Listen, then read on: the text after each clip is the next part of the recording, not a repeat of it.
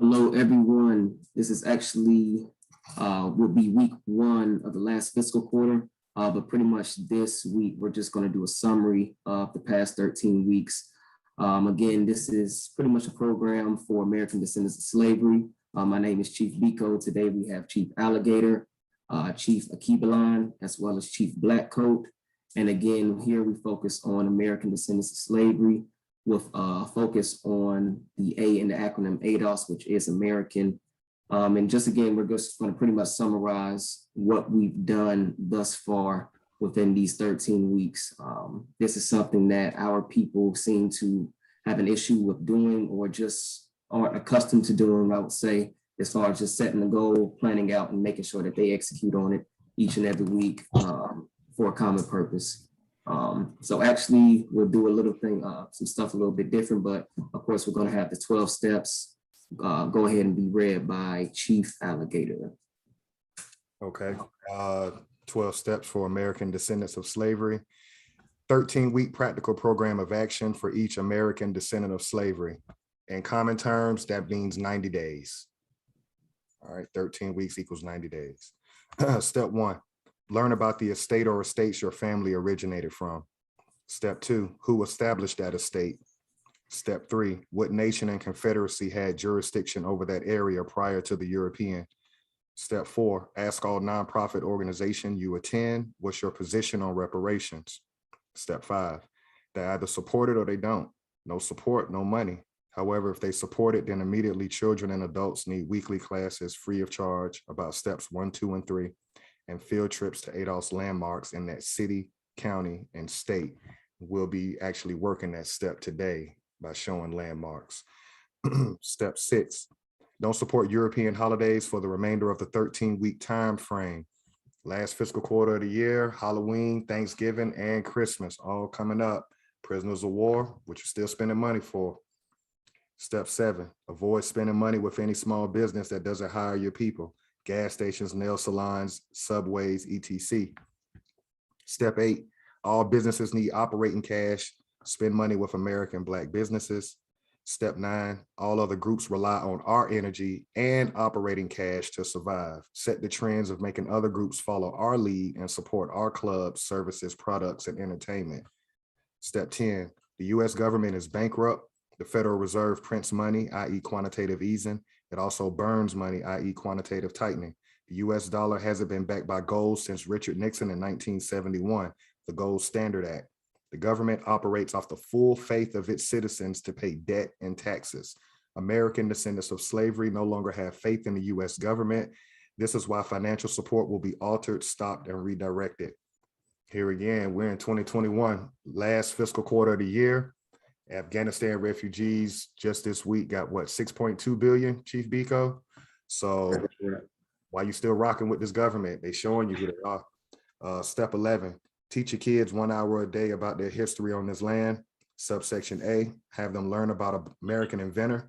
Subsection B, have them know about our heroes. Subsection C, they should know the European that conquered the estate you live in. Subsection D, they should know the nation of people prior to European invasion, militarily and culturally. Step 12, practicing these steps will educate us on the land we're claiming, America, and it attaches us to the history and laws of the US government, two separate things, America and the United States government. Every estate American descendants of slavery live in should have steps 1, 2, and 3 advertised via social media, radio, and newspaper. This in 90 days, 13 weeks, 1 fiscal quarter will bring us together for our common cause. Excellent, excellent. I'll go ahead and read off the quote. The quote that stood out to me this week would probably be quote 5. It was actually 3 of them, but I'm going to do quote 5. I think this kind of is in alignment to what we'll be discussing as far as just like summarizing, pretty much what we'll be summarizing today. Quote 5 is, real education means to inspire people to live more abundantly, to learn to begin with life as they find it and make it better. But the instruction so far given Negroes in colleges and university has worked in the contrary. In most cases, such graduates have merely increased the number of malcontents who offer no program for changing the undesirable conditions about which they complain. one should rely upon protests only when it is supported by a constructive program. And pretty much what that stood out to me is basically what we've been doing for these past 13 weeks. We had a program set out, we had that goal, and we pretty much executed. Again, it's like a common theme that our people don't know where we're going, so how can we ever succeed if we don't have a goal in mind? So just having that set goal and actually planning it out and actually taking steps towards that goal is what makes people successful. And that's what we need to do as a collective. Next, we'll have Chief Black Coat read off the Inventor. How y'all doing? Okay, so today I'm gonna be talking about Willis Johnson out of Cincinnati, Ohio. Willis Johnson was born in Cincinnati. I couldn't find his exact birth date, but his patent number for the egg beater is 292821. Mr. Johnson is coined he's coined to be the inventor or creator of the egg beater.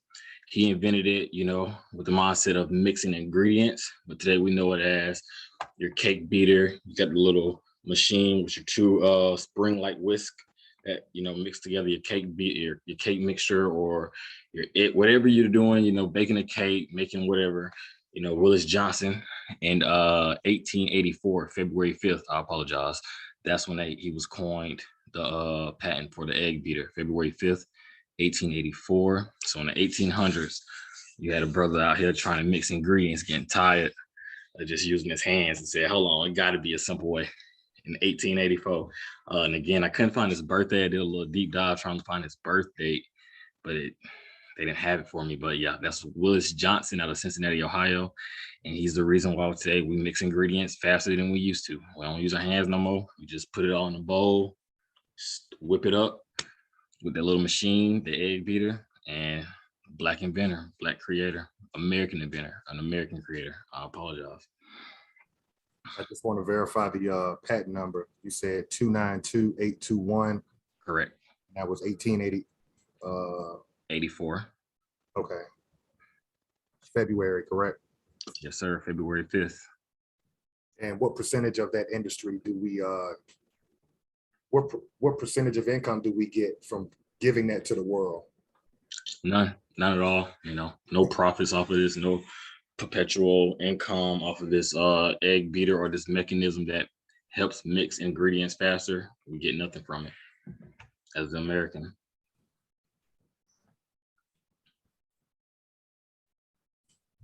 Right, it's a good inventor for this week, that Chief Black Coat. I always like, oh, my bad. No, go ahead. No, I always like to find the simple ones because it's down to the T of what we brought to this world. It's down to the T, literally. So I always like to find the most simple inventions created by our people because it just shows how much we're thinking. It'd be the simple things that people never think about. And here we go again, bringing to the world all of this life and making things much easier. My bad for cutting you off, Chief. Key point though, make everything easier, makes life more convenient for everybody. But as Chief Alligator stated, we aren't reaping any benefits off our creations. No visual incomes, no taxes are being paid to us as far as for other people using our creations. It's just we created it, we take it, get nothing from it. All right. Great point. Chief Alligator, you're going to read off the maroon points and definitions, whichever one you want to do first. All right, I'm gonna pull it up real quick so I might. Okay. Legal definitions. Number 1, American, a native of America. Second definition, descendants, one who follows in the bloodline of an ancestor, either lineally or collaterally. Third definition, slavery, a situation in which one person has absolute power over the life, fortune, and liberty of another. Fourth legal definition, prisoner of war, a person, usually a soldier, who is captured by or surrenders to the enemy in wartime. Fifth legal definition, school, any institution at which instruction is given in a particular manner, in a particular discipline. Sixth legal definition, education and enlightening experience. So our maroon points, first one, was a person escaping slavery, seeking freedom, or breaking the law. Second point, providing unity and a strong defense came first. I want to say that one more time for the prisoners of war, because we already going there tonight. Providing unity and a strong defense came first. Point 3, Maroon leaders were first and foremost military figures. You can't lead a group of people without being a military figure. Everybody on planet Earth adheres to that, but the Negro. Point 4, Maroons established guerrilla warfare, planting sharp sticks in thick grass. Point 5, Maroons knew their European enemies' language, defenses, and plans. That's the Maroon points and legal definitions. Thank you, thank you.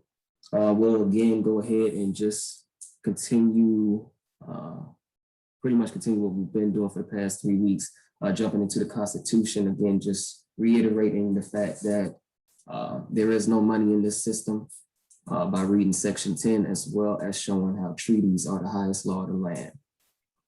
So let me go ahead and share my screen.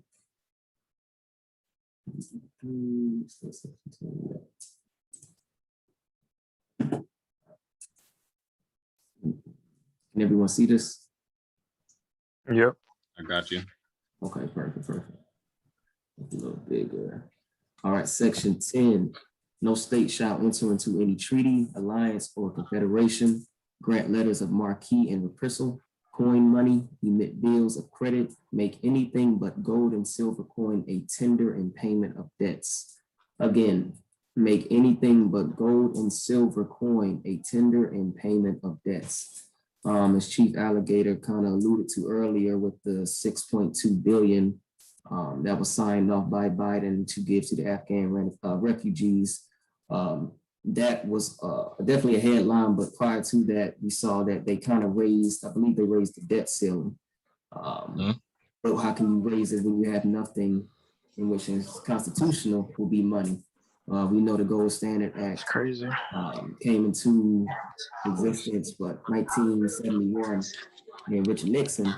And here in the Constitution, you clearly see where it says, make anything but gold, silver, and coin a tender of payments and debt. So pretty much, when prices begin to rise, we see these type of things, we can understand that because we're like, okay, inflation, but it inflates because we have nothing that actually backs it, no actual natural resource that will be considered money in the actual constitutional terms to back that or raise that debt ceiling. So it's like they just printing out money. And even with that, our people are still benign, neglected, still not giving any damn thing, even if it is fake.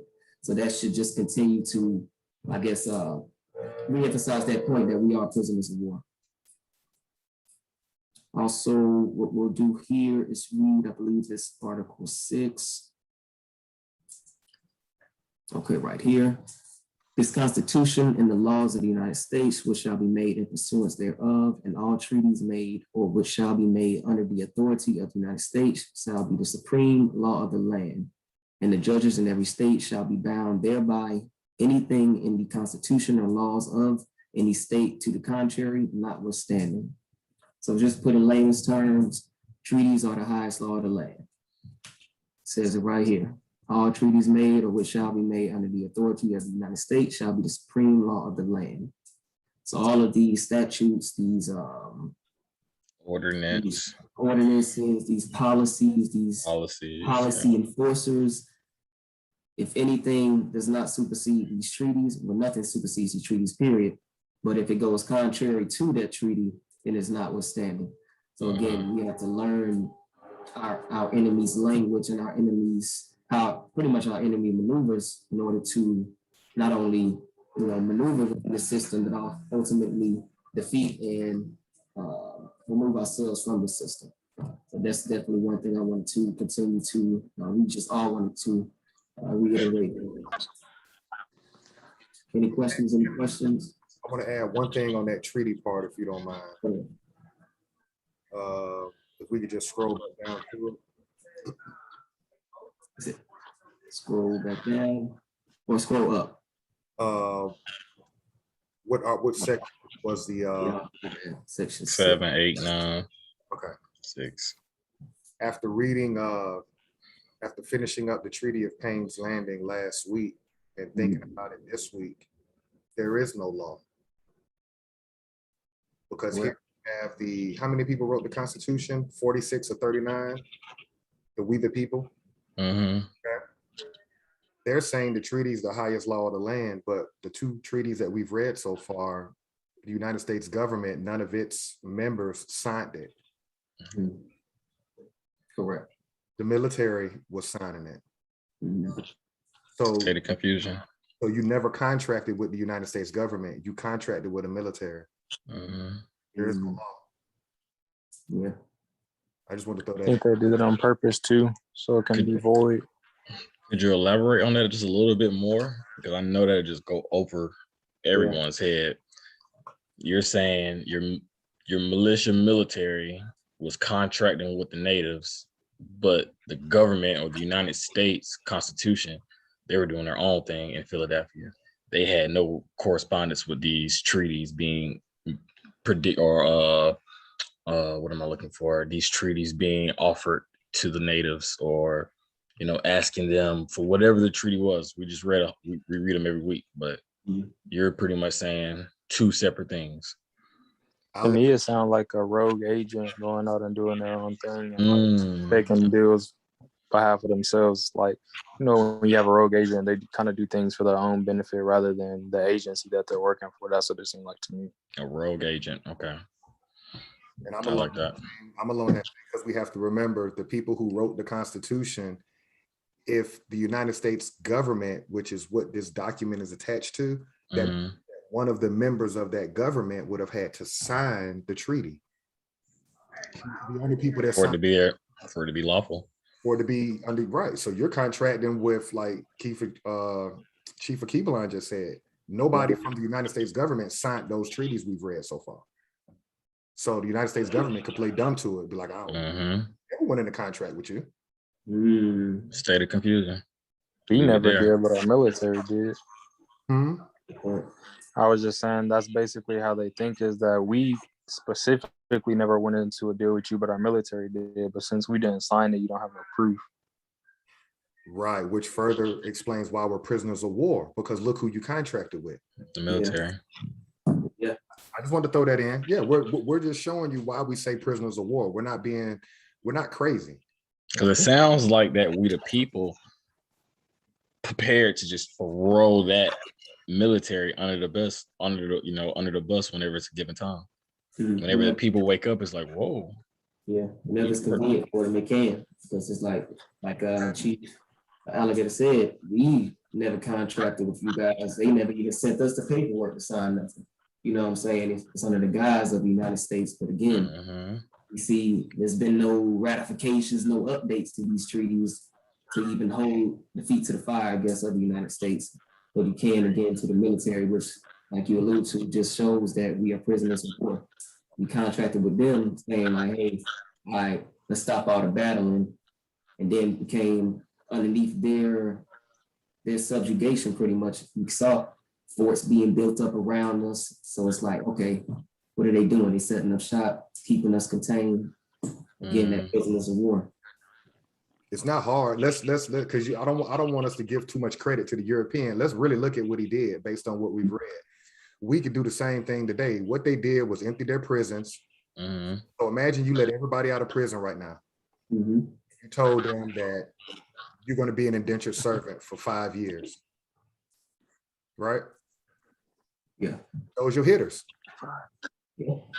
That's all the European did. He emptied his prisons. He got rid of his peasants, sent them over here, and said, "Look, you're gonna bring wreck for 5 years. After 5 years, good. We'll send you over land and everything." It's not rocket science what they did. Yeah. It would be the equivalent of us doing the same thing. Empty out all your prisons, give us all our people back, and that's our front line. That's our military. Right. And that's exactly what they did. That's what they did. Yeah, they had nothing to lose. Yeah. So you can go to this new world, you can be free. And there's but you gotta pay for it. There's a theme that everybody piggybacks off that. Fidel Castro did that with Cuba in the 80s. He emptied his prisons and sent all them to Miami, which is how you get your Scarface movie, right? Saddam Hussein in the 90s, when Desert Storm popped off. It's like they just take the criminals and just make them do the dirty work as like a benefit of being out of prison, but they in turn still are imprisoned by something. It could be collateral damage too, like there don't have to be anything traced back to you too as well. Yeah, You see they that can all just the seem time. like somebody who got away. Exactly, exactly. That's true. Same thing in Afghanistan. I don't know if you're aware of that, Chief Blackcoat, but they did the same thing in that whole, what they call Middle East. They emptied their prisons in the 90s when the United States government said they were going over there. First thing they did was emptied all their prisons, said, run it. Let's see you, not only do you got to beat our military, let's see you deal with. So you see what happened. 20 years later, they had to tap out. I think that's a good point where we can kind of jump into a good jump off point into just kind of summarizing this past fiscal quarter. How did we become underneath this military occupation? Like what happened? I know we pretty much laid out the blueprint of how it all started with that 1755 Militia Act. So I definitely want to just kind of jump on that a little bit just to bring everything full circle to see how we actually got here. Contracted with them. Yeah, pretty much. Let me go. They contracted with the military and not the United States government. So they thought they were going to get rations, but they didn't understand who they were dealing with at first. They were dealing with the monster and not the political side. Everybody see this Militia Act? Mm-hmm. Okay, good. So basically, what I was getting at is pretty much, again, we was whooping their ass. They was coming over here thinking they were setting up shop. We was whooping their ass. This is pretty much that northern part of United States, currently like Philadelphia, New York area. We was whooping their ass, taking names. They was trying to expand. We wasn't having it. And we can see here just from this first paragraph, beginning in December 1754, Governor Morris had repeatedly asked the Assembly to pass a bill providing for the establishment and discipline of a principal military force. But the House had always either ignored the request or had evaded a definite answer. And in message on November 3rd, he had pointed out that while he had been issuing commissions to such as were willing to take them, pretty much commissions to any person sent from Europe to pretty much defend themselves, he had been unable to because the lack of a militia law.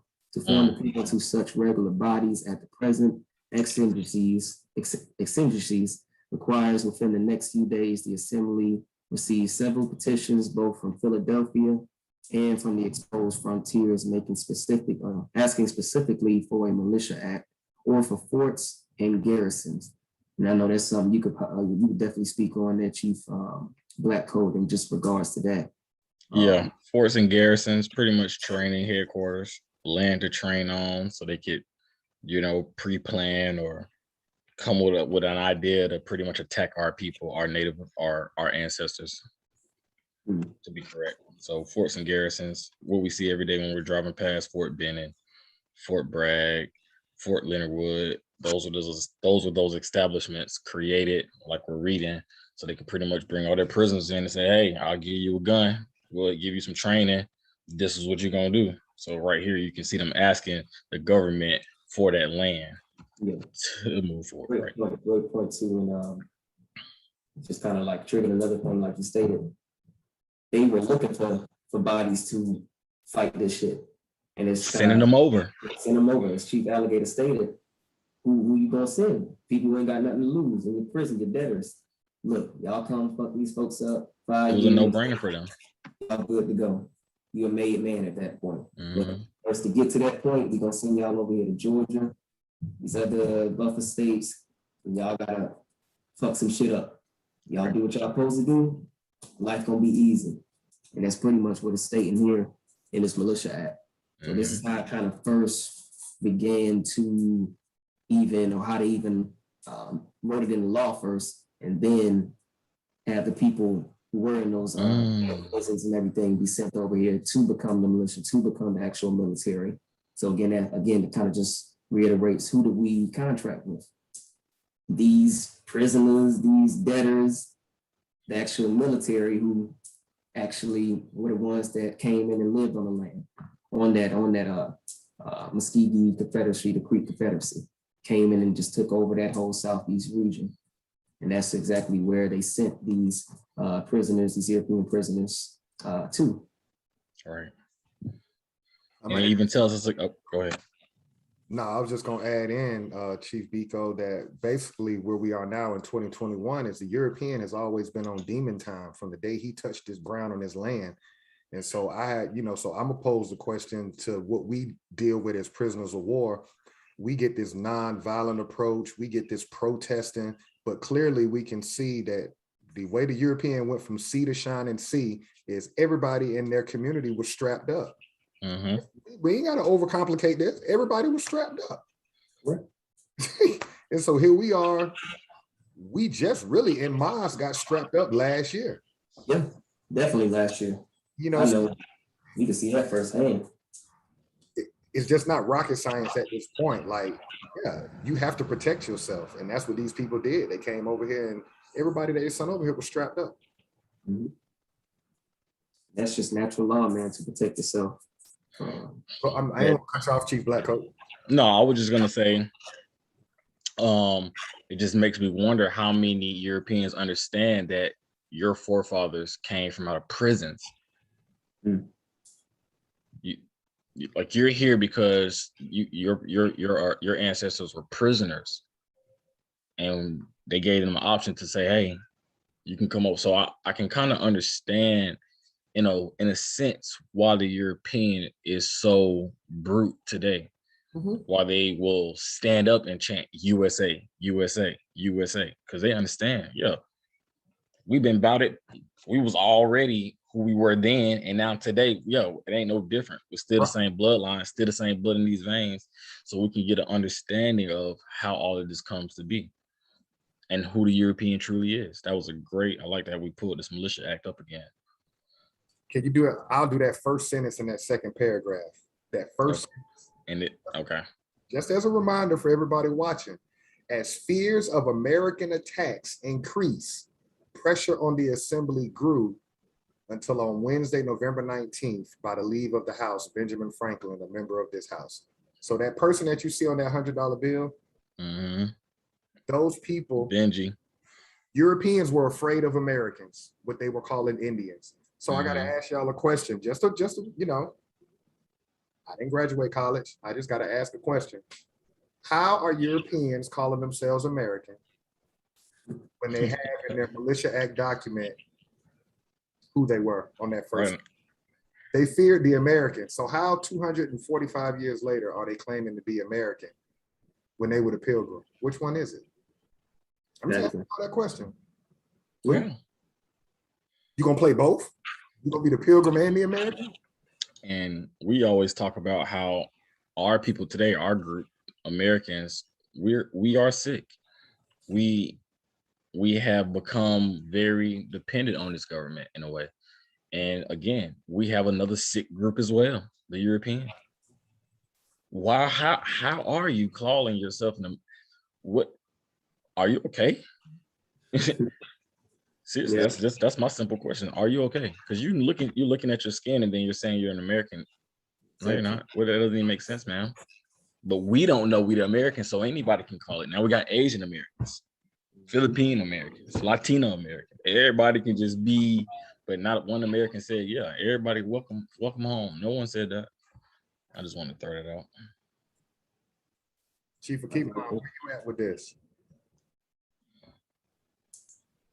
I'm kind of getting bits and pieces because our phone's breaking up.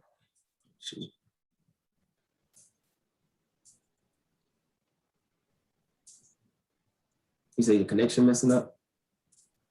Yeah, he freezing up. So yeah. He said, what question did you ask?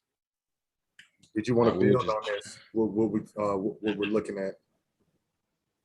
Oh, I feel like, honestly, just feel like they just knew how to kind of, how can I say this?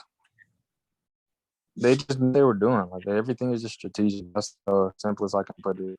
Like, they were doing, like, even now, calling everyone, like you said, Latin American, Filipino American. I feel like it's kind of stripping them slowly too away from their original nationality. I just feel like this whole thing is just a big playbook. I don't know where it came from, but I just feel like it's a big playbook to use and everybody.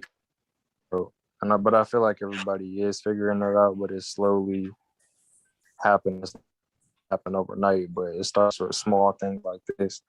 I just feel like it's a playbook, and I feel like that they keep doing the same play. It's like when you play at a brother or some brother and play because that's a play that you feel like works till the person figures it out.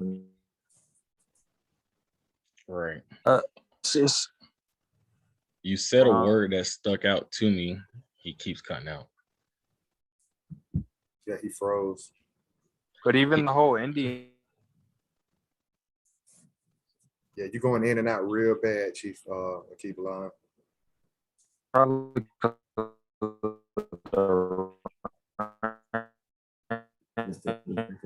Can y'all hear him? Yeah, you breaking up real bad, bro. I just want to throw one thing out there. Chief of Cuba line, he mentioned the word playbook. You can see here, Governor Morris is begging the assembly for this piece of land to train people. So we're looking at the Militia Act 1755. He's begging them in 1754. The Constitution comes to play 1756. So a playbook was in mind. He understood, hey, we gonna need numbers. We need bodies to fight the Americans. This isn't gonna work out with however y'all think it's gonna work out. Then we go into the second paragraph as they fear Americans. So Governor Morris knew, like, yo, these people are way more ruthless than us. Open the prisons up. We need those people that's on the same time in 1754, 1755, and then you get into your 1756 when the government or the Constitution comes into place and they establish the United States Constitution. So it was a playbook in mind. Governor Morris knew, like, look, this not gonna happen. We gotta train. We need land to train. We need land to show these people how to shoot so we can actually win this thing. Because right now that shows me they're losing numbers by the second, bodies by the second. You made a great point there too, like having those people who were war ready, because at this time, we know as far as the European settlers that was coming over here, they were coming over in multiple regions, but the one that they always try to portray, especially in their history books, is for religious freedoms.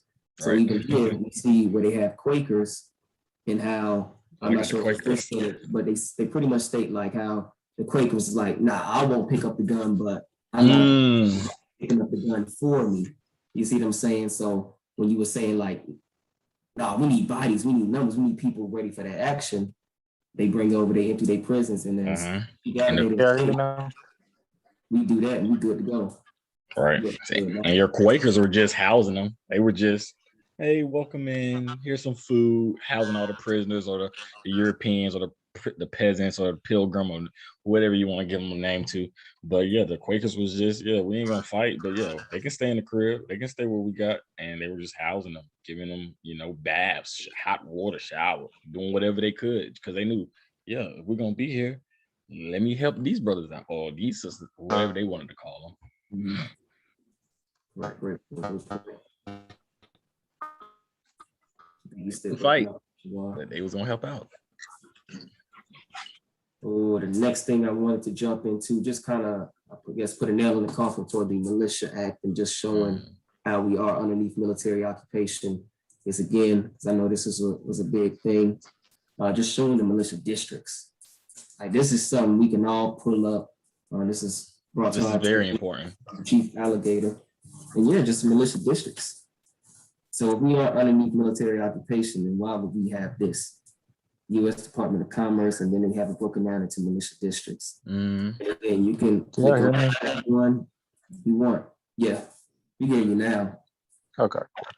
Yeah, I would just mute yourself until. No, you're good. I would just mute. I would just mute Chief of Cuba line until you want to talk, because it's just going staticky all over the place.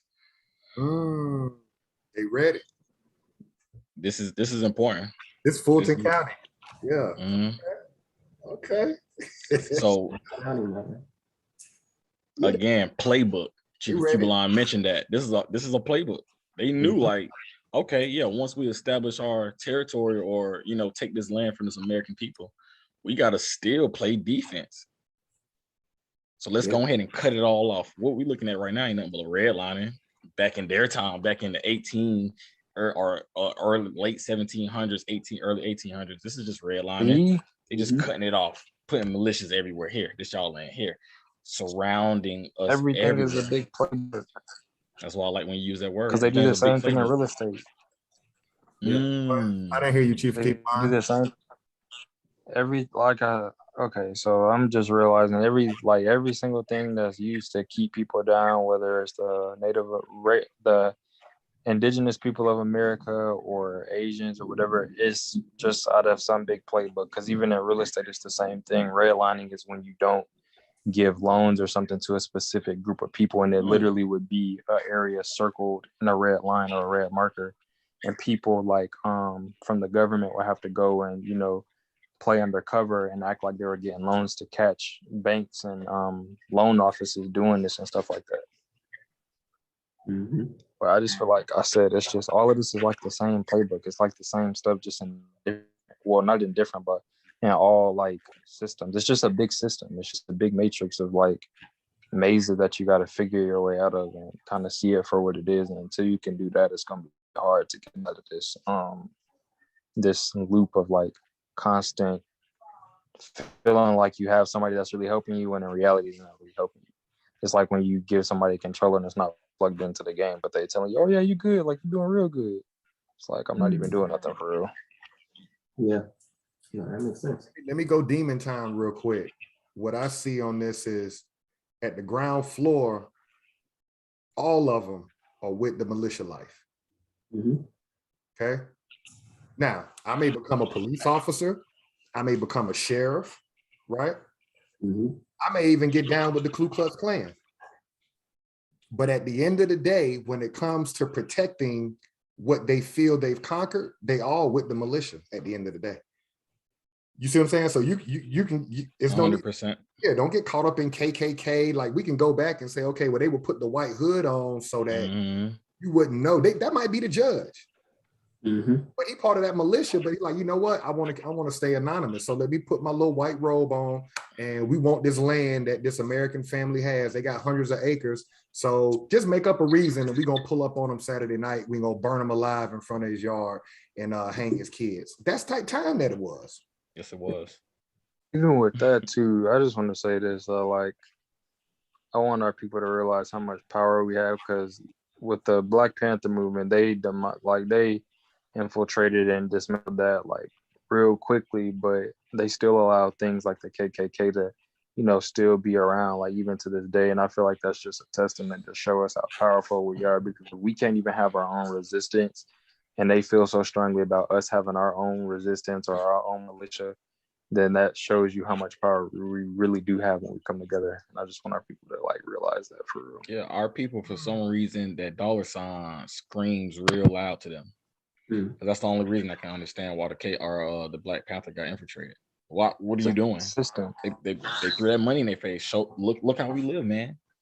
Look what we've done. Look what we accomplished. So it's like the dollar sign got us wrapped up, and it's not even. If they put some gold in your face, they put some silver in your face. What do you want the fiat? So our people are. I don't know, but yeah, that's the only reason I can think of why we had.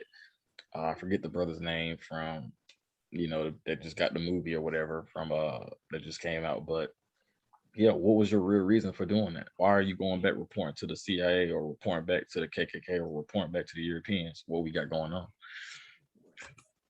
It's always been like a snitch, and it's always been because of like with the Creeks. It was people who just like looking at the benefit for themselves and not at least talking to their own people, like, yo, have these people came to you? Like, have they asked you about this? Like, what should we do? It's like they were just taking it, but they were just taking it for their own benefit instead of looking at the benefit of the collective. They could have kind of used it against them if they wanted to. Like you said, it could have came like, hey, this dude speak to you. All right, so we gonna play them. I'm gonna get as much information as I can. He gonna think he playing with me, but I'm gonna be feeding him wrong information. Exactly. So, but like you said, maybe it's that dollar self-interest that is continuing, that continues to have us, in the predicaments that we in. Because like you said, it started from the Creek Confederacy, even into modern day. So it's like we have to get that mindset, that discipline, where it's like, and that's where the 12 steps come in. You got to cut out everything Stop worrying about the distractions, the money, the entertainment, these other things, and be focused on a goal. And that's one thing that keeps on, being brought up, mentioned. They had a goal, they had a plan, and they executed that.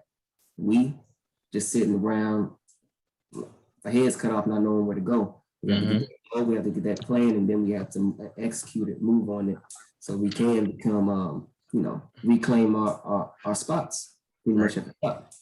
Well, now today it's in our. Oh, my bad. Go ahead, Chico. No, that was it. Okay, now I was just gonna say today it's in our face now. It's the age of information. So everybody's seeing the Instagram post, Biden just gave the Afghans $6 billion. It's in your face. So now it's time for our group to really start saying, hold on now. We might need to do something for ourselves and stick to it. Stick to a goal, stick to a short-term, long-term goal. As we're looking again, that's why I like when Chief of Q-Line said a playbook. This is the whole playbook for them. This was pre-planned, they came over and they manifest, they created it. We're looking at militia districts now. Why? They didn't just come over here thinking like, oh, no, they planned it out and stuck to it. Now it's in our faces what this government is doing to the Americans. Ignore the shit out of you. Act like nothing's happening. Three Americans die a day due to slave patrol. Let's just act like that doesn't happen. We were, dialoguing all week about how the George Floyd Act just got thrown out. So if they're not going to do it for you, you do it for yourself. Our people, again, we do this class every week to pretty much tell the people we have to lose faith. We telling you the money fake. Don't just listen to the words. We telling you the money fake. Yeah, it might be in big words, look cool, Constitution. We telling you the money fake. Get back to who you are. We don't need one. You can't even say, oh, well, we need. You're not getting anything. What do you need? You're not getting it. So now it's time for us to just look back to I think that's why I think in high school, the most important things we learned in high school was short-term goal, long-term goal. If anything else we learned in high school, that was the most important thing. And now we have to get back to that. We're losing right now. We're taking all L's every day. Every day we take an L. How many L's are we going to take before we get to the playbook and start writing down these plays? Absolutely right. Absolutely right. I'm trying to see what we left on after the Militia Act, just to kind of go around. You know what the jerk. So I know again after that, we kind of briefly spoke on the trees and everything, and I think we can kind of just, the key or the main thing from those treaties was, again, who are we contracting with? Who are they signed with? Again, the military. So it kind of all just comes back to, again, being prisoners of war, being underneath military occupation, and then understanding that we can then, plan accordingly to get out of this, underneath this military occupation, and then have our own. Again, we're seem to be at that stage where we're just continuing to beg for something, even though we're not going to get it, but we won't do anything about it. Marching ain't getting you nothing. I don't even know why we thought marching would. I don't know what you working out for, thinking you about to accumulate. They're laughing at us. They're like, wow, they think walking in circles is gonna. It doesn't get you anything. It doesn't get you anything. We can learn from our ancestors in that when they did protest, they had something to back it. They had a plan, which was boycotting at least the buses. They did that for 13 months. We can't get a fiscal quarter, 90 days, 3 months, plus to see if it works, plus to see what we can do within those 3 months to possibly see if something changed. Then, of course, nothing changes in hell. Back to the drawing board. But it seems like we won't even put forth the effort to even attempt it. It's like we speak on something like, I can't do that. No, you asking for too much. Ask for too much. Then you're comfortable. You're comfortable in your current predicament. And I just want to crazy. Kind of jump into that, like just right here, benefits of setting the goal. Before you see the benefits of that. Oh, go ahead. No, I was gonna say, before you jump into that, can you just revisit the 13 inventors? Is there that? Yeah, I got them here listed. Okay. So just summarize them up. So let's just look at the industries real quick, because again, I said earlier, after high school, I chose technical school. That doesn't matter, but that's for the social instinct, right? If you want social, but I knew when I came out of high school, my generation was like the first generation to go to college. I was like, I wasn't impressed in high school. I was always the one that would challenge everybody. So here I am now. We're sharing information that people who are so embedded or have so much faith in the school system, why don't you know this? Because education is more important than the school system. So it's a lot of people that felt the way I did. We just wasn't vibing with it. It just, and now we know why, because you were lying. But let's just go along with the narrative that we were slaves and we never fought back and we're a peaceful group of people. Let's just go with that lie for a minute and let's just see if the record shows something different.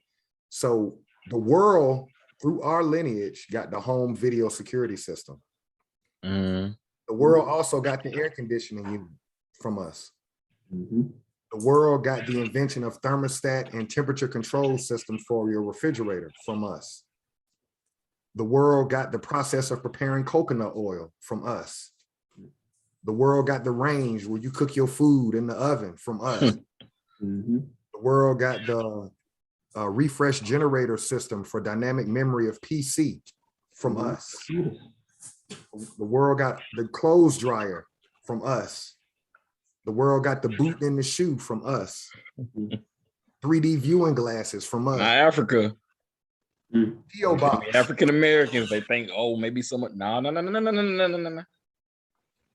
The patent for the letterbox where we drop mail off, that's from us.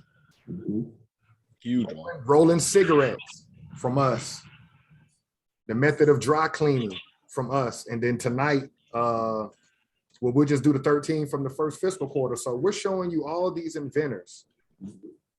These industries would not exist today. You wouldn't be taking your stuff to an Asian store to get your dry cleaning done. As we not invented. Buying Newports if it wasn't for us, because we figured out how to roll it up. So there's 13 industries that we gave to the world, but yet the school system tells you that you was a slave. And then they told you that you're a peaceful group of people, but we're reading treaties showing that we were fighting, we was in wars with them. The point is the whole shit is a lie. And everybody that promotes the lie, you got to start looking at them for who they are.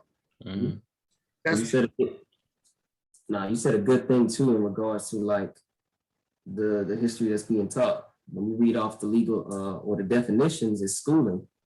It's like a discipline in particular. You're getting pretty much taught in a particular discipline, a particular doctrine.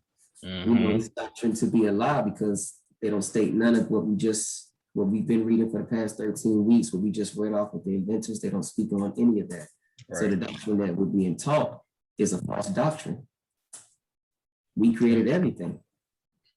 But again, as Chief Alligator stated, we were just slaves. We were just illiterate. We could only read the Bible and only a few verses.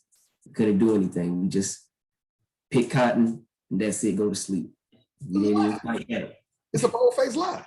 It's a bold-faced lie. And we're showing proof. Come on, which one is it? I'm only smiling because it's like, what we doing? Really? But it's not a laughing matter. The banana neglect is serious. I think Chief Alligator, I'm glad you just did that because it's like, wow, you really gonna patent all our stuff and just act like it's not ours? Or you're gonna just throw. It's amazing. Yeah. It's amazing. It's like, wow. Like, even those, who I'm looking at, Thomas L. Jennings. So Thomas L. Jennings, you know, what was the Jennings family doing? So did the militias come in and burn his whole town down where his family lived for us to pretty much forget that Thomas L. Jennings is the inventor and the family can't speak on? It's like, how did the banana neglect is real, and it started from the day they landed here. Wow, these people have everything I want. We're gonna just act like they didn't do it. We're gonna act like we did it. How you do it? And you came out of prison. You didn't even know how to. It's the greatest known secret. Yeah. Known to them, a secret to us. So here's the challenge. Going back to what Chief Biko said, here's the challenge. The challenge is, once you understand that we created all these industries that the world now today benefits off of, The whole concept of the 12 steps is, and I'm just gonna put it in layman's terms. Sit down. You the poorest group on the planet. no money. You're supposed to have 90 days living expenses before you even outside playing under a capitalistic society. So the idea is, if we're the poorest group under this government, why are you outside partying anyway? Sit your ass down for 90 days, learn about your bloodline, figure out, learn something about your family. Stop spending money with all these people off stuff that you created. 90 days.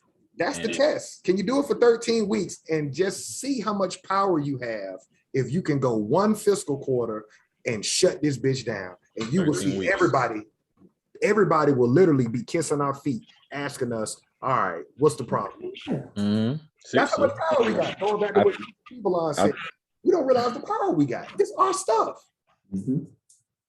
I think we got a little note right here. We spend 1.2 trillion annually, but 300 billion a physical quarter. Sit down. But that doesn't mean anything, right? From a treasury standpoint, that just means money going out the back door. So you don't have coming in the front door because you're not getting a percentage of income from any of the inventions you created. So the way that you balance your budget is to close the back door. Ain't no money going out the back door then. Since ain't none coming in the front, ain't none going out the back. And watch how quick this whole thing turn around. Literally.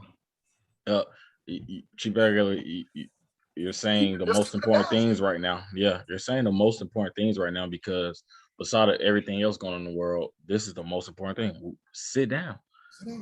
You're not getting anything. Yeah, it might feel good to have your own little personal income, but your group is failing. You're the laughing stock of the world. People overseas are looking at us like, wow, people overseas know Europeans ain't Americans. They know Asians ain't Americans. They know Africans ain't Americans. They looking like, wow, the Americans just let this happen. Wow, what they must, and then now they're believed that's who we are. Oh, that's just who they are. That's not who we are. If we like money, why we can't literally, like Chief Alligator is talking about, get it? Ain't no money coming out the back door. All this gonna be right here for us to grow and move forward. We could have been setting the tables with these Europeans if we just stayed at home. We keep trying to celebrate their holidays, do what they do, go to the club and drink their alcohol, party how. What are we doing? We have nothing. Like you can't go to Browntown and go take little Pookie to the hospital. You got to go to Coweta, go to whoever, and now you got whoever working on Sun. No, what are we doing? You got Mexicans. Mexicans can go wherever and shop happily. Asians can go to their little area and feel comfortable. How are we not comfortable in our own house? This is our house. Isn't it real dirty? It's time to clean it up. Somebody got to clean it up. You made a good point too, man. It's the trust, man. It's the trust. Like it's when you just said Asians, they can go to their places and be comfortable. They got their own fucking supermarkets. How long we even got a fucking supermarket? I mean, supermarkets bigger than Walmart. Supermarkets. We ain't even got our own fucking supermarket. Yet we out here spending 1.2 trillion annually on they shit, which we got the money. We got the money. We got it. Or the fiat. We're not trusting each other. We're not pooling our resources to get this thing. We come on here every month. We spend $2.99 on this Zoom channel. $2.99 from 13 million people. What? Just $2.99 a month. That's it. $3 a month. What it is, $36 from each household. Right. What? I think me and Chief Alligator came to the conclusion everybody's playing for self. Everybody, we have been beaten so bad mentally, spiritually, physically that everybody's just playing for keeps now. I don't care what's going on with my group. As long as I'm good. That doesn't work, buddy. Because now when you walk outside by yourself, everybody gonna look at you like, oh, who are you? Who are you, Mr. Big Shot? And then they're gonna blow your head off because no one cares. Right. We have to be together. That's why the Asians can get bills passed when somebody going to spray up one of their little massage shops. They looking like, oh, whoa, y'all think y'all about to play monster with us? No. because they have power and they have the money to back it and they got the people to back it. They have the structure to back it. We have no structure. The Black Caucus, we can't call it that. We can't call it our structure. We don't know what they're doing. I don't even know. Who are y'all? What? Just found out about them. I was like, oh snap, we do got a group of people doing something for us. Oh, they not doing nothing. We're supposed to be doing something. That's one of the that's a powerful benefit. We're shining so much light amongst the darkness in this group of people. But what you're looking at right now with Chief Akibalon, Chief Vito, Chief Alligator, Chief Black Coat, and Chief Quiet Water, what we're showing you is the power of a mastermind. All you're watching is a mastermind, and we're just letting the world see that you can get multiple minds together, talk about a particular topic, and you can get that thing, you can get those minds sparking from different angles, and we can all come together. We're showing our people it can be done. It can be done. Going back to what Chief Blackco said, when it comes to, we have to learn how to start spending money with each other. Like, it's sad to say we've become that retarded, but the truth be told, a lot of us been out here doing this, like for real, a lot of us been out here. We just was waiting for the economic or the society to get to a point. Let me say it like this. The highly schooled are not gonna get us out of this. You know who's gonna get us out of this? It's gonna be your hustlers and your soldiers. Your warrior class and your hustlers. It's your business sector that's gonna figure this out. They can't, y'all just high-paid employees. Y'all don't think outside the box. Right. You're gonna have to let your entrepreneur class, you're gonna have to let your warrior class run the plays. Y'all doing. This thing can turn around real quick. Chief Alligator, you said something else important again. All you need is. Oh, my bad. You can I was just gonna reiterate what Chief Alligator said. I gotta be like Dr. Umar. I feel like I got to. I gotta say it 3-4 times for people to get it. We're doing it. Even before YouTube, we was doing this. Now we showing the world, yo, we can sit our ass down and really figure it out. We done found all your articles and all your secret documents. We done did it. So now we're showing the group, like, look, y'all, we not ignorant. We not just daywalkers and get money for bitches. No, we real life out here. Like, we really entrepreneurs, college graduates, mental people, warrior class, our younger class, the youth. We out here trying to figure it out. So we've proven we can do it. We can do it. We just got to put the pride aside and let go of. I love our women. I love our men. I think we're the most beautiful people on the planet, the most beautiful race. I really, really do. I haven't seen anybody else look like it. We got to get out of our asses. We got to get out of our, I look like this. I can do this. I can do that. Fuck all that. Who cares? We the only group that care about it. Everybody else looking like, yeah, but y'all broke. Yeah. You can be in the G-Wagon all day, but they know when I see a black person in a G-Wagon, I'm like, yeah, clap to you. But nigga, where you driving that G-Wagon to? And what we doing with it? Like, what have you established so you can get a G-Wagon? So it's like, it doesn't matter. That doesn't, like, again, I just want to reiterate, like Dr. Umar, we can do it. We can sit down and pre-plan and create mastermind groups and figure it out. We figured out so much stuff in a year that I've never would have thought I figured out. But now I know, and it's like, yeah, dang, we really can do it. We just gotta put the pride aside, put it aside, put the Gucci bag aside, put the Louis Vuitton aside. It doesn't matter. One, that's European stuff anyway. Stop making us look bad. Let your hair go, grow your dreads or whatever. Stop going down here and again, not hating on weave or anything like that. Nothing. Shut it down for one fiscal quarter. You ain't got no money. Bring them to their knees. You ain't got no money. You're the poorest group. You might have some money, but we ain't got no money. As a group, you the poorest group. What you flexing for? It ain't a real flex. It's really embarrassment. It's really like that's a clown. Cause he over here acting like you look like a clown, bro. The group is failing. You got on the whole clown suit. You don't see it, but we see it. Anytime I go to the strip club, you see somebody throw $1,000. I'm looking at them like, yeah, cool. But what we doing? Nothing. We can't call no shots. So we're that positive light. What we're doing is turning the table around, because the people who they put in our face are not really the leaders. And so what has to happen is it has to turn around, and you have to put our warrior class and our business minded people, you have to put them together and then we dictate to everybody else how to get. Right now, what they have is highly school getting in front of us as if they're leaders, but when they get in those rooms, they don't have a pair. They don't have a pair because that's not your position. Your position is to be off in your own cubicle and you write up the laws. But when it comes to negotiating and going in the rooms, that's a different kind of animal.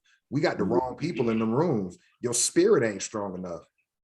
And it hurts just for you talking about it. That hurts because like you have our educated class and they still get up there and embarrass us. But they're not business class. Educated is not your business class. That's the problem. They get in the room with they don't know how to get things done. They don't get things done. They get talked too crazy. They don't know the numbers. And so now what happens is they come back and say, we didn't get the George Floyd Act. We need you back out in the street. Well, you didn't handle business when the people were in the street. You weren't bonding. You didn't bond out the black people. You didn't pay them hospital bills when the cops were shooting them with rubber bullets. You didn't stand up when people were doing formations. Y'all act like y'all didn't see none of that. So how you gonna keep asking people to get in the street? You ain't got their back. You ain't got our back. Dang, got hurt. You ain't got our back. White man went in there and shot I don't know how many Asians. Them Asians came back and had they back.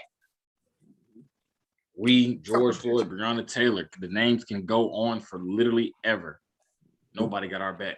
How these cops still out there doing whatever? Like, again, I understand we prisoners of war, but how we got a class that supposedly is in Congress and writes law and writes whatever they write, really ain't writing shit. You ain't writing nothing. You like we joke all the time. They bring in the coffee. Them the do boys. Yeah. They cleaning the toilets. They hold the door open. Yes, massive. Yeah, we see y'all now.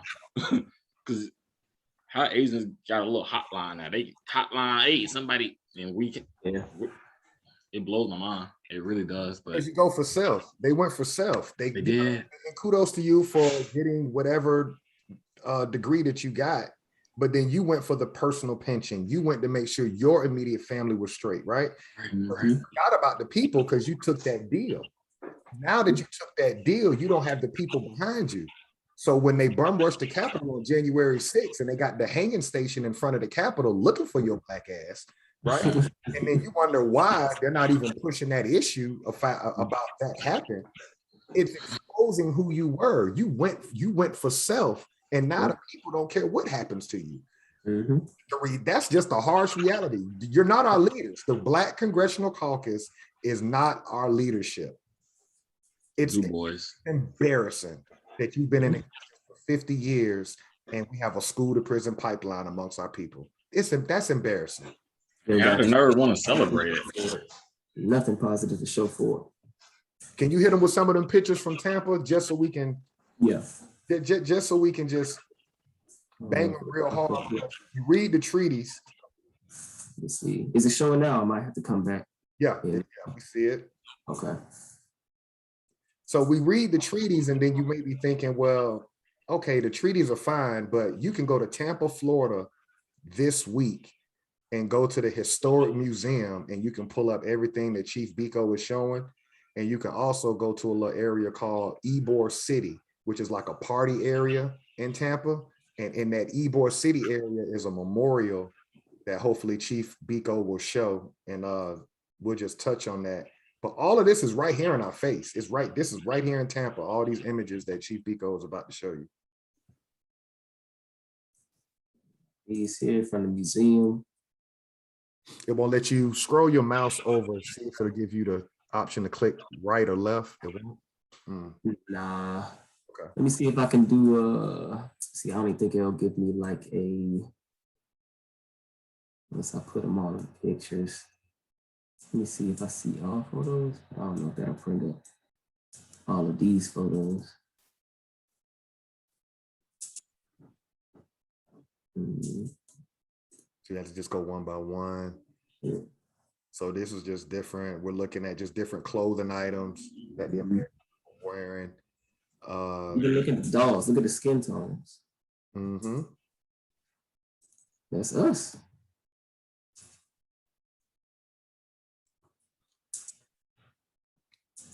So it's giving a little description of how Chief Biko said, that's us. They using the closest cloth that matches the skin complexion. That's us. That's the no-brainer, really. You can see Knowing you in the South, you know it's hot. That's the equivalent of some type of sun.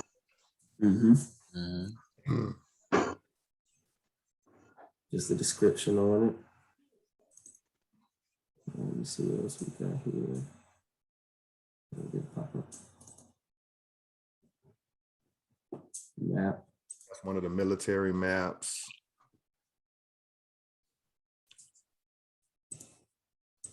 So it just basically shows the seat of the war. That's what that image talks about. And so if you ever go to Tampa, Florida, that was the seat of the war. Seminole Wars, these treaties we're reading about, that was that's where it happened. And it's just amazing how we don't know. We walking around in all these different estates that we live in, and we don't even know. We should be honoring those certain areas because that's where our ancestors washed these people. We're gonna get to one here in a minute as he goes through these photos. Uncharted lands.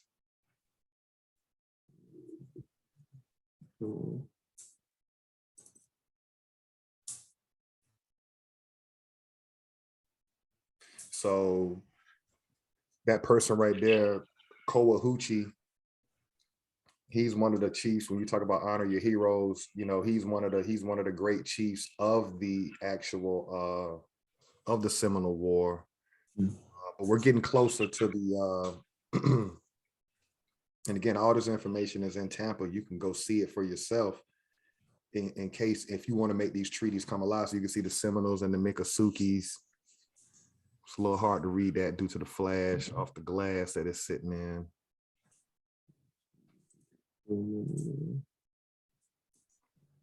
Okay, the American colonies during the 1700s.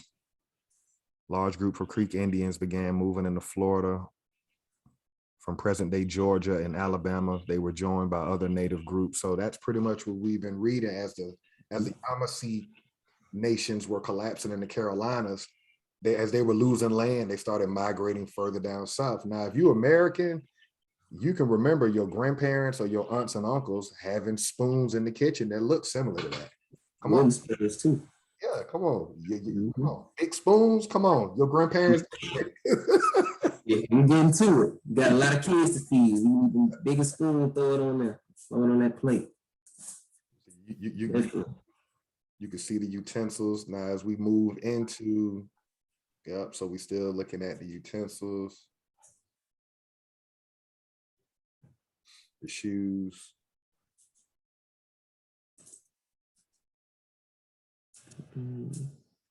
More clothing artifacts.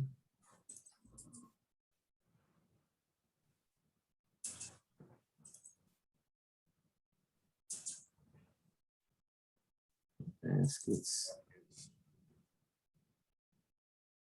Now, so this is important because as you go through these other images, now that you're in the map, there's a whole wall in that museum that just has a map printed on it.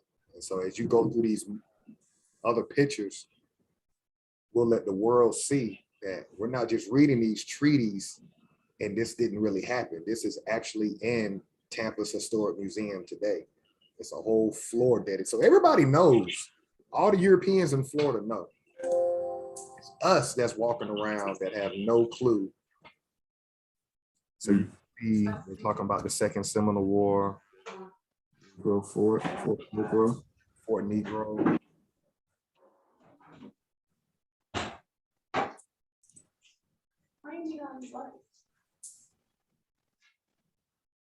Okay, so we're about to go into the Third Seminole War, but you see where it says Fort Brooke? Yeah. Now, what does that say? The main remaining Seminole leader was? Pretty much Billy Bowlegs, but Olakto Miko. Right. Following years of bloody battle, Bowlegs agreed to leave Florida for Oklahoma with about 165 members of his tribe. A few unorganized bands, including one led by Sam Jones, remained in the Big Cypress Swamp. So we can see he had 165 people with him, but that Fort Brooke is important because that's part of the Trail of Tears. Mm-hmm.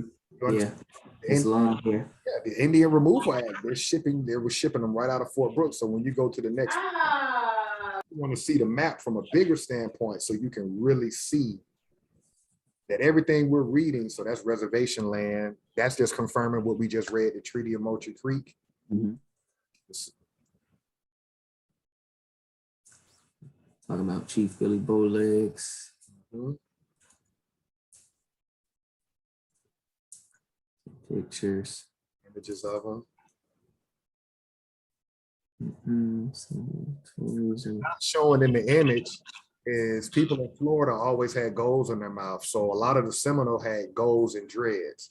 So you see that same energy today. You wonder why that energy is in the Creek Confederacy, because that's how we were rocking it. We had gold teeth and dreads.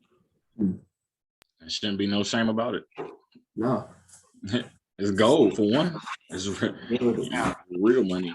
So you can clearly see on this one, everything we've read, this is the whole wall in this museum. This is just proof. If you follow that line coming out of Fort Brooke, if you put follow that line, everybody knows that you were shipped from Florida into New Orleans and you walked it out into Oklahoma. We went over that for the last 13 weeks. And this is actually in Tampa in their historic museum as well. So they're even acknowledging it with in our face. Mm-hmm. And They like document said, everything. the American Removal Act 1830. Right. If everybody moved during that time, then how we still here? Again, standing ground. So that's just another myth debunked, that our people were still here fighting. And that's again led into that's one like civil rights movement, Jim Crow, red line, and all the things we pretty much discussed earlier. Let me ask one thing for you, Click. Look at the date. It says standing ground 1817 to 1858. I got a question. The Third Seminole War never ended. Correct. The Civil War, according to the Europeans, starts in 1861. But the Third Seminole War never ends. This is why we're prisoners of war. The Southeast, the South, we never stopped fighting the European. That's why it was called the Civil War. So what they called the Civil War was really the United States government fighting its rogue military who was going into treaty in private with these different nations. Are y'all following me? Yeah, which is proof from the Moultrie Creek Treaty, the Treaty of Payne's Landing. Walking it out. Like we stated earlier, there wasn't no we the people signing those damn documents. Right. It was the military, again, they got big-headed. They said, you know what? We the one doing the dirty work. We the one securing the land. Fuck it. Pay attention to this map, y'all, real quick. Put your mouse over North Carolina, South Carolina. Zoom in a little bit too. Oh, that's fine. Okay, now, remember we've been talking this whole first 13 weeks that Georgia was Florida. You don't see Georgia on that map. Pay attention closely. You don't see Georgia on that map. Nah. It was Florida. They couldn't go that far inland because our ancestors was washing them. So swamp. I'm just looking what you're looking at now. There's no Georgia on that map. All of that was Florida. Yeah. You had a swamp little land. Alabama. You see Alabama, but yeah, you don't see no, they got an outline, but you don't see no name or nothing. Who was Georgia named after? I know it's one of their generals or warriors. George. King George. King George. Right. Okay. So King. So in the music world, and I'm just bringing it back today, I'm not saying there's a beef, but this Georgia Florida thing, you can make it football or whatever, but historically, it's all the same. We're the same. It's all the same. There was no Georgia. That was Florida. Swamplands. I mean, even if you look at the terrain when you in Georgia or Florida, it's almost the same. Warm, wet. You know, Florida might have its palm trees and all that stuff. They still kept there, but that all they did was just dig all that up out of Georgia and made it Georgia. It was so we can see South Carolina, North Carolina, how it took hundreds of years for them to go from. So when we say that our ancestors were slaves, what you're really doing is the warrior class of our people. Our people been fighting since day one. We can't be slaves and be inventors. Are we inventors or are we slaves? Patchwork, but like add your pocket. Like start with your style. What's the next one say? So we can see the map now. Okay, now this is very critical. This is a example of trading places. What really makes a person a true Florida cracker, besides being born in the state. Now this is coming out the Tampa Historic Museum. Several things make you a Florida cracker. A love of the land and nature, growing things in soil, close family ties, and a deep sense of religion. It also means crackling bread and grits and periwinkle soup and swamp cabbage and okra gumbo and ham hocks with collard greens and chicken fried in a cast iron skillet and guava jelly and homemade blackberry cobbler. So this whole idea that we eat chicken and we eat more, no, that's the Florida cracker. You just took what you love and just put it on us.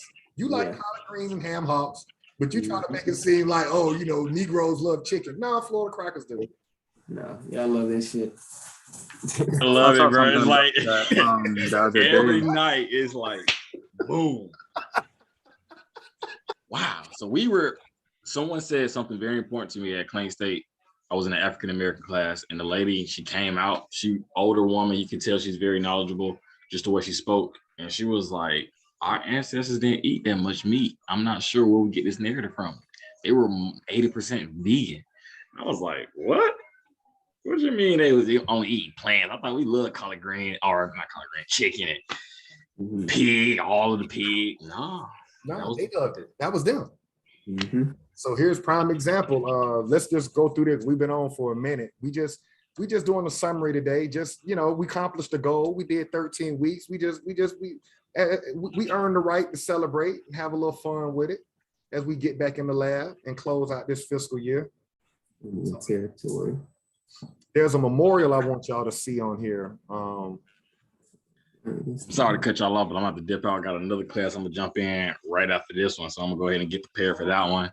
So today was a good class, y'all. I'm gonna catch y'all again. See y'all later with YouTube. Y'all do what y'all keep doing, but I'm gonna have to dip out of here. All right, then, y'all. Yep. What time is it? Yeah, we 22. So see if we can get to there's one picture.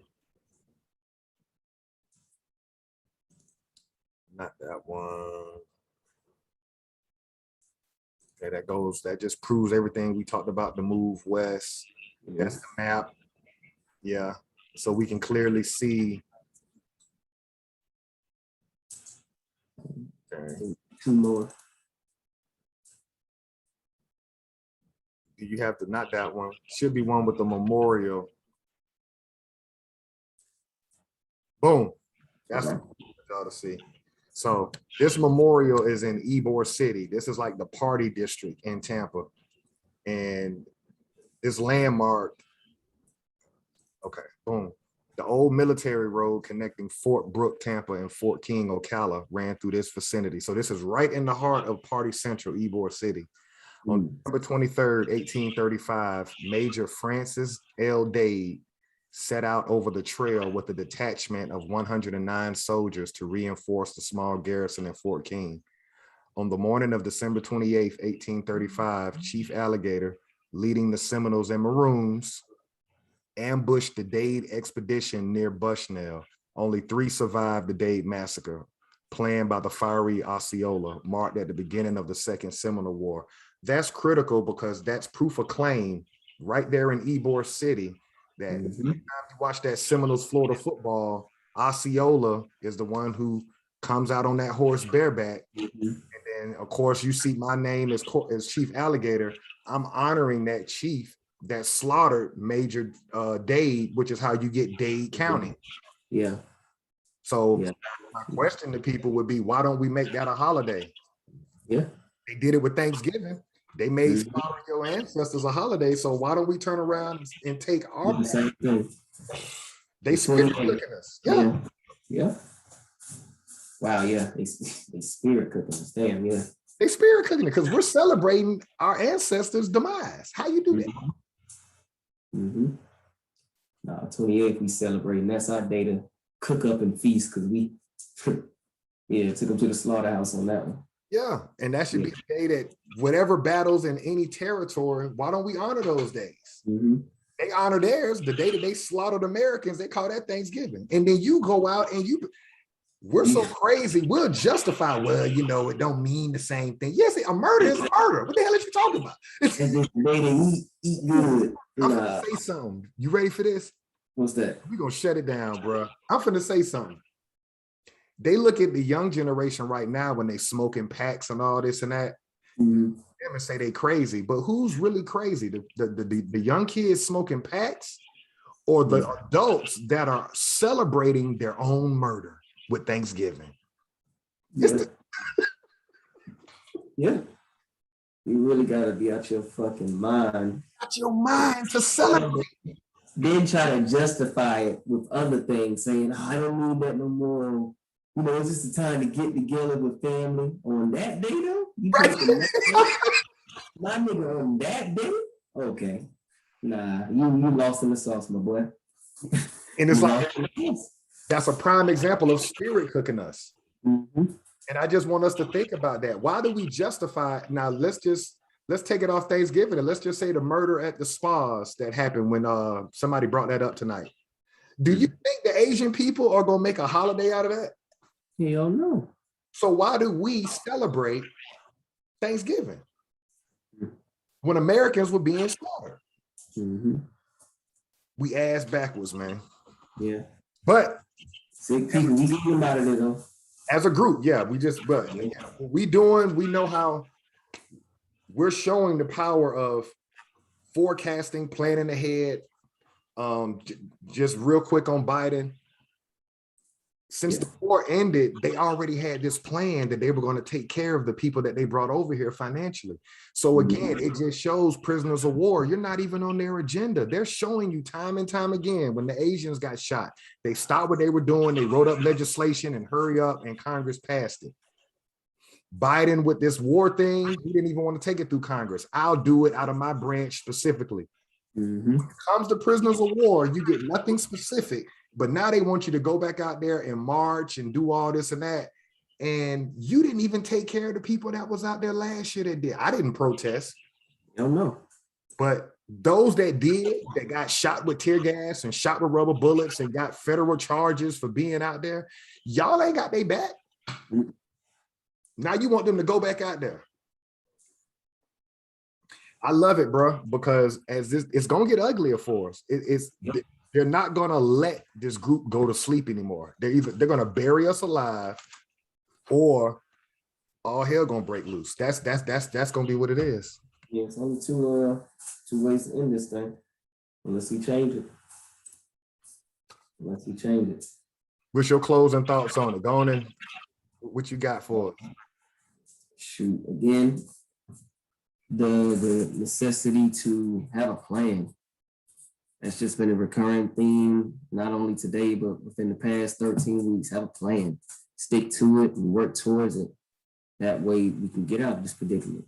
All we did here was sit for an hour, a little bit over an hour, and discuss what we researched. Just imagine us doing that on a large scale. And then, of course, expanding from there. But we got to start somewhere. Got to have a plan, and then got to work towards that goal. And that's all we did. 5 people come together, 5 more people, 25 more people until we reach that quote unquote 13 million of us, even though we know it's more. Till we reach that, we be good to go. But it starts with these type of steps, and this is what we got to do. Build that discipline. Shoot, that's all I got to say. We got it down. Like you said, just play defense, and it goes to the personal level. You want to get your personal money right. Guess what you got to do? You got to sit down. So as a group of people, we got to sit down, stop participating, like stop. And that's when the magic happened. It won't even, we'll do it for 90 days as a group, but we'll see wins in the first week, and it'll show us how powerful we are. But we have to start first to get the momentum going. If we stop, this whole game is over. The whole game is over because it's all built on a lie. They got the records that of what we gave to the world. Yeah. So why do you still promote slavery? We can celebrate an inventor every day of the year. We can have a holiday for our own people every day of the year. We have created that much for the world to benefit off of. Let me say that one more time. We can have a holiday every day of the year for an American inventor from our lineage, for something we gave the world. Why are you talking about slavery? Why? You make it seem like we did nothing, and that's a lie. It's too much. Like I said, we can go 365 days with something we invented. Yeah. And you only want to talk about slavery. And the truth of the matter is the European was coming across the Atlantic in the steerage section of the ship. So the whole thing is a lie. Correct. Correct. Bruh. I mean, that's where I'm at with it. Yeah, we just have to sit down. I don't know how we forgot. You come up by sitting down. You know, I don't know what happened in this information age. I'm not really plugged into it like that. I don't have Twitter. I don't watch football anymore. I ain't watched football in 3 years, and I'm a diehard sports fan. Why would I do it after Kaepernick? Looks like Kaepernick was right. 3 years later, you're still getting killed. You can't get a George Floyd act. Why would I want to sit up here and like they showed me who they were. When Trump called the parents of those football players sons of bitches, like I remember that. Like I forget that. Like, wow, that's how you feel. Did he not say sons of bitches off the field? So why are you watching it? Read a book. But see, that sounds too foreign. That sounds it's too far-fetched, and then you ain't got nothing to do, ain't reaping again. No benefits from it. None. You're not losing nothing. You're not losing a damn thing by not watching it. You're breaking a habit. That's the hard part. You break again. Now I used to do sports bar the whole nine, but at some point I'm like, you know what? Once you show me what time it is, like I've gotten to a place in life where you ain't got to keep showing me over and over. You don't give a damn. You don't give a damn. I don't give a fuck. We could just rock it like that. You just go ahead and separate. Cool. Yeah. Man, these people that showed us, bro, what time it is. And if we're past being surprised now, it shouldn't even really make news, to be honest. That's kind of where after 2020, you don't have to put this on the news no more. We know all this is just icing on the cake for those that had some type of belief in the system that voted for Biden. Yeah. Those people now, you have nothing to say at all. You have nothing, because they've done nothing for you. And shame on you for voting for somebody without having something in writing. That's business 101. Everybody in business, your business class of the prisoners of war, we already know it ain't a deal unless it's in writing, because we know who we playing with. You go out there and you get our people to vote without nothing in writing. And then now you got to sit up here and figure out a way how to finesse us about why we're not getting nothing, because you never had anything written down in the first place. That's like when we said, the wrong people in these meetings. That would never go down. You say, what? I gotta wait. Oh no, well, you gotta wait to get our vote. So that's where we are. We went a little long tonight, bro, but I think we needed it. Yeah, I think our people just really have to understand the only way you come up is by sitting down. And so if we're the poorest group in society, we don't have any kind of protection. Let's just see how much power. Okay, so if we're slaves and we never did anything, then let's just put that to the test. Let's just not support it for the rest of the fourth fiscal quarter, the rest of the year. Let's just sit our ass down and let's get our minds right and get our fiscal house in order. Let's just try that. And if it don't work, and if we continue to get benign and neglected and nobody's knocking on our door, like, why aren't you coming out? Why aren't you spending your money? Then we're wrong. I'll admit I'm wrong.